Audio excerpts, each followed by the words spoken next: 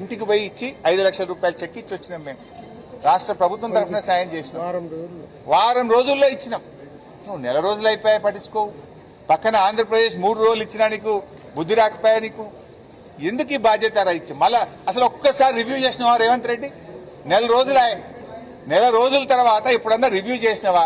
ఎక్కే విమానం దిగే విమానం ఢిల్లీకి పోడు, ఢిల్లీకి వెళ్ళి చూడు తప్ప ఇంతమంది చనిపోయిండ్రు, వాళ్ళ పరిస్థితి ఏంది, యాక్సిడెంట్ ఎందుకు జరిగింది, ఇటువంటి జరగకుండా చూడాలని ఒక రివ్యూ అన్నా చేసినవా రేవంత్ రెడ్డి అని నేను అడుగుతా ఉన్నా. ఇప్పుడు ఇది ఎంత బాధ అంటే ఈ రేవంత్ రెడ్డి పాలన చాలా గమ్మత్తుకున్నది. SLBC tunnel కుప్పకూలిపోయింది. ఆడ 6 డెడ్ బాడీలు అల్లనే ఉన్నాయి. 150 రోజులు అయిపోయాయి. 150 రోజులైనా ఎస్ఎల్బీసీ లోపల ఉన్న శవాలు బయటకు రావడం లేదు. చచ్చిండ్రో బతికిండ్రో తెలియదు. 150 రోజులైన బొక్కలు కూడా బయటకు దేకపోతుంది. సిగాచి ఘటనలో 8 మంది శవాలు ఇవ్వకపోతివి, బొక్కలు ఇవ్వపోతివి, బూడిద కూడా ఇవ్వపోతివి. ఇది నీ పాలన.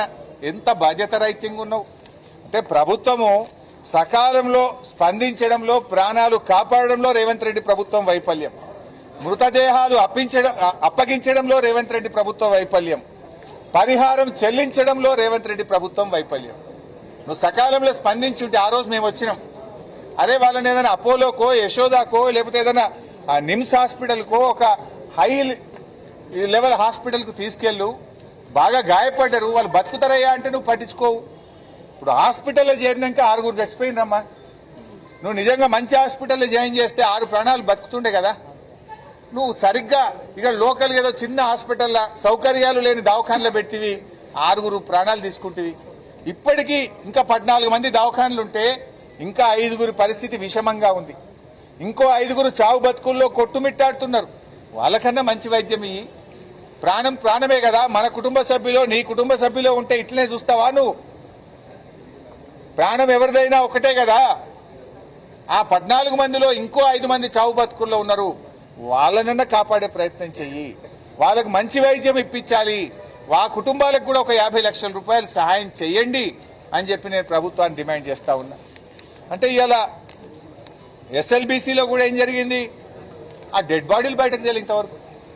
అదేంటి హెలికాప్టర్లు వేసుకొని రోజొక్క మంత్రి పోయిండు. చేపల పులుసు వండించుకున్నాడు ఒక మంత్రి. మనం చూసినాం కదా ఎస్ఎల్బీసీలో. చేపల పులుసు ఇలా మంచుకుంటాయిరా వండరా అంటాడు. సచ్చి వాళ్ళు ఏడుస్తుంటే నాకు చేపల పులుసు కావాలట ఒక మంత్రికి.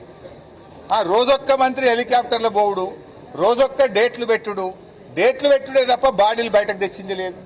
అక్కడ కూడా కుటుంబాలను ఇప్పటిదాకా ఆదుకున్నది లేదు. అక్కడ కూడా ఇప్పటి వరకు ఎక్స్గ్రేషియా చెల్లించింది లేదు. అంటే ఎస్ఎల్బీసీ ఘటన అయినా, సిగాచి ఘటన అయినా ప్రభుత్వం యొక్క బాధ్యత రహిత్యం స్పష్టంగా కనబడతా ఉంది. ఆ ప్రాణాలు కాపాడడంలో గాని, శవాలను అప్పగించడంలో గాని, పరిహారం చెల్లించడంలో రేవంత్ రెడ్డి ప్రభుత్వం దారుణంగా విఫలమైపోయింది. మాట్లాడితే ఎవడన్నా సోషల్ మీడియాలో పోస్ట్ పెడితేమని అరెస్ట్ చేసినావు. అరే 54 మంది చావుకారమైన సిగాచి యాజమాన్యాన్ని ఎందుకు అరెస్ట్ చేయవు? 54 మందిని పొట్టన పెట్టుకున్నానేమో ఇడిచిపెడతావు. సోషల్ మీడియాలో నీ తప్పులెత్తి చూపితే కేసులు పెడతావు, జైల్లో పెడతావు. బిడ్డ అంటే ఏంది? ఎవరి కోసం పనిచేస్తున్నావు? ఇలా ప్రజలకు సమాధానం చెప్పాల్సిన అవసరం ఉంది. ఎస్ఎల్బీసీలో కూడా వారికి అనేక సహాయక బృందాలు వచ్చినాయి. సహాయక బృందాలను సమన్వయం చేయడంలో కూడా ఫెయిల్ అయిపోయారు. నిర్ణయాలు తీసుకోవడంలో ఆలస్యం చేశారు. ఇవాళ ఎస్ఎల్బీసీ ప్రాజెక్టు భవిష్యత్తే ప్రశ్నార్థకం అయిపోయింది.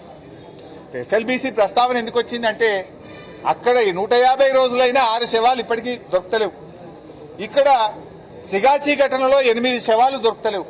మిస్సింగ్ అంటున్నారు. మిస్సింగ్ ఏందండి? ఇంత పెద్ద ప్రభుత్వం మనిషి ఉన్నడా పోయిండా చెప్పరా మీరు? ఆ మిస్సింగ్ పేరు మీద ఎన్ని రోజుల వరకు వాళ్ళకి డెత్ సర్టిఫికేట్ ఇస్తారు, ఎన్ని రోజులకు వాళ్ళకి ఎక్స్గ్రేషియా ఇస్తారు? ప్రభుత్వం రివ్యూ చేయాలి. మిస్సింగ్ అయినా చనిపోయినా 54 మందికి తక్షణమే కోటి రూపాయలు ఇవ్వాలని మేము డిమాండ్ చేస్తున్నాం.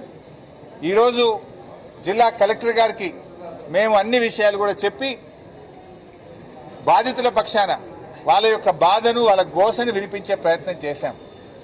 ప్రభుత్వం స్పందిస్తుందని, ప్రభుత్వం ఆ కుటుంబాలను ఆదుకుంటుందని మేము ఆశిస్తా ఉన్నాం. ఒకవేళ స్పందించకపోతే మాత్రం మేము మా యొక్క పోరాటాన్ని మరింత తీవ్రతరం కూడా చేస్తాం.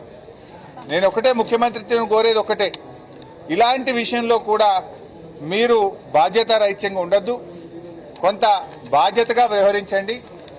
మానవీయ కోణంలో ఆదుకోండి, వెంటనే తగిన నిర్ణయాలు తీసుకోండి. మేము తొందరపడలే కదా, నెల రోజులు ఆగిన తర్వాత ఇవాళ కలెక్టరేట్కి వచ్చాం.